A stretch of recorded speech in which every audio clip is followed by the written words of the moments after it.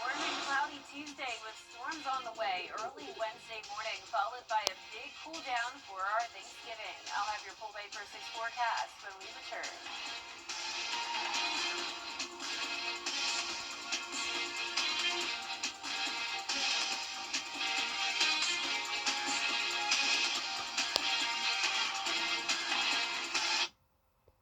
CSRA. Now, your most accurate forecast with WJBF Live 5/6. Welcome back and happy Monday. I hope you enjoyed the day. It was definitely pretty comfortable outside overall. And here on our Terry Lambert Hyundai Skyview Cam in North Augusta, still mostly clear tonight, sitting in the upper 50s. Winds are calm, dew points are low. Dry air is still in place, but we are going to start to see more clouds move in tonight, and that'll keep our temperatures a bit on the warmer side. So upper 50s are across the area right now, and we're only going to drop to the lower 50s overnight through early Tuesday morning. So you can tell it's still mostly clear here on satellite and radar, but cloud cover is pushing in from the west. High pressure is going to be moving out as this low pressure system moves in, and this warm front will be lifting to our north, and that'll really heat things up for tomorrow. So we're back to the 80s. We're going to be at 79 by 2 p.m. I'm expecting us to hit 80 around 3 to 4.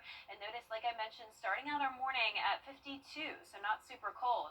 It's also been super dry lately, and we could desperately use some rain. We're now at day 26 of no measurable rainfall in Augusta. Some of you may have seen a few showers over the weekend, but Augusta Bush Field has been dry for the entire month.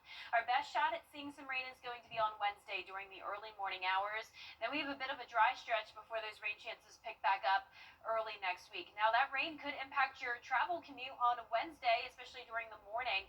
That's when we're going to be tracking that low pressure system, bringing rain and morning thunderstorms to parts of the southeast, and we could even have some winter weather up towards the northeast, so keep that in mind as well. Most of us are in the clear when it comes to severe weather, but from around 4 a.m. to 7 a.m. is when our northwestern counties could see some gusty winds. The chance of that is overall very low, but let's time it out now on our future cast. So tonight we're still dry. You can see the cloud cover starting to move in overnight, winds coming out of the south, and the possibility of a few stray showers.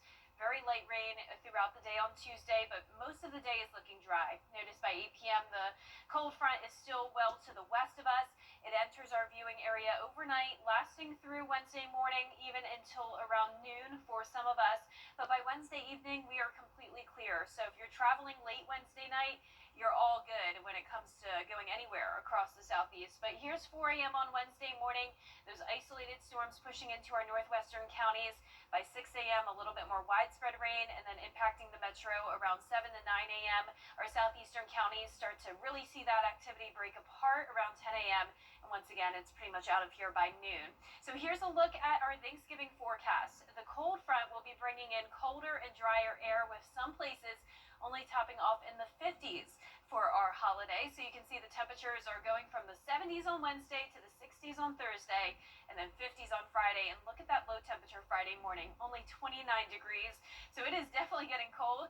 You can see those temperatures falling all the way down to 55 on Friday, but we're warming back up to 69 on a Monday. And then from there, we'll see some low 70s next week with cloud cover and rain chances coming back into the picture. So don't put away the shorts just yet, because like I just mentioned, and as meteorologist Miller Hyatt explains, the heat miser is planning his return. Meteorological winter begins December 1st, and on average, the high in the Augusta area is 65 degrees, going down to 61 by the 15th, and then even further down into the 50s as we go into January. But as we focus our look at December, the first week looks to be above average here, as we have a surge of warmth after the brief cold shot around Thanksgiving and Black Friday. So don't put away those shorts just yet, because we have a surge of some warm air heading our way. So as you look further into the winter, of course, we could have more cold periods, as we have the polar vortex that could be disrupted, and it could send down some cold air. Now, as far as our precipitation for the first week of the month, looks to be wetter than average, which is great news. We have that severe drought south of I-20, so hopefully we can get some much-needed rainfall to make a dent in that drought. And looking at the overall pattern, usually La Nina is drier than average, so this is some good signs as we go into the December month. And then going into our temperature department here for La Nina, unfortunately, for those snow lovers, looks to be warmer than average, but still you can get some cold shots with that polar vortex, and if that matches up with the precipitation, we could see some snow. So we'll be monitoring it very closely. I'll have more details on my blog, WJBF.com. Coming up, travel for the holidays, how Georgia's largest airport is preparing for the Thanksgiving rush. We'll come back. We'll have more when we come back. George St. Entry Lawyers has the experience to help you get your money faster. On the line. The greatest stories often start small. A quiet beginning to something much bigger. At SRP, they'll help you take the driver's seat in life, giving you the confidence to move forward. And the support to stand on your own, wherever the road may lead. SRP is here for you, for what you plan, And what you never see coming. I'm so sorry. Because sometimes the smallest moments, become the heart of your story. and when a new chapter begins, it helps to have someone you trust, At SRP, they stay one step ahead. so you can protect what matters most.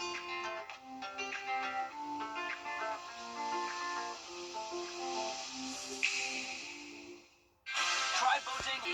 Coming up, an artist using bad reviews on national parks to create fun art. We'll have the story after the break. Jones Honda. An artist and designer named Amber started a funny project a while back. She started making posters for America's national parks based on bad reviews that people posted online.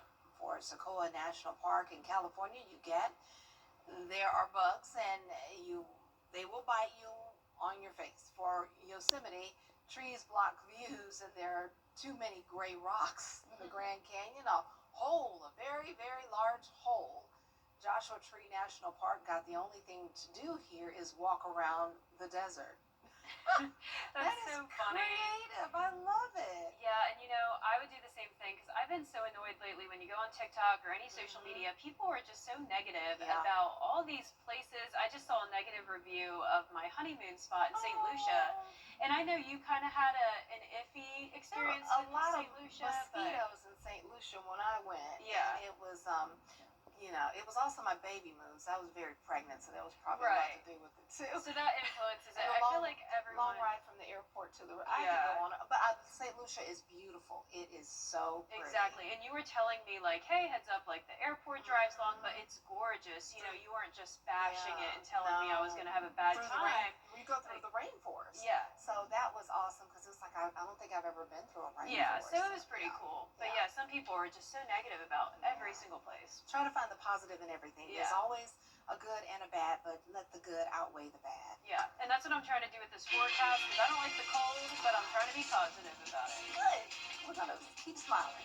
Thanks so much for joining us. Have a good night.